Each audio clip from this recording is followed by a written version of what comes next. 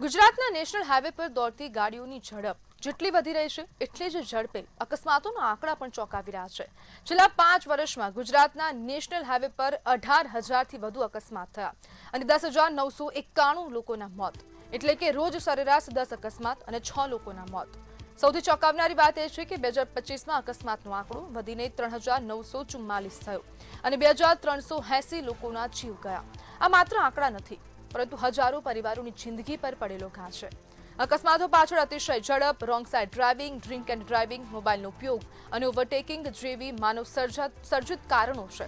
પરંતુ સવાલ એ પણ છે કે શું માત્ર વાહન ચાલકોને જ જવાબદાર ગણાવી શકાય? ગુજરાતમાં 374 બ્લેક સ્પોટ ઓળખાયા છે, તેમાંથી માત્ર 147 સ્થળે લાંબા ગાળાના સુધારા પૂર્ણ થયા, જ્યારે 227 સ્થળે હજુ કામ પણ બાકી છે।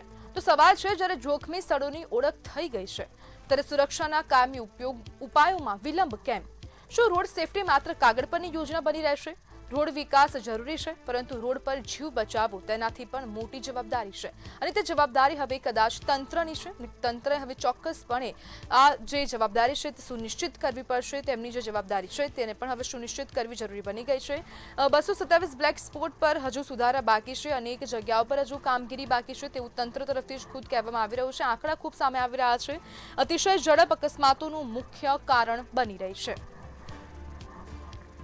ગુજરાતના નેશનલ હાઈવે કે મોતનો હાઈવે તે પણ એક સવાલ છે।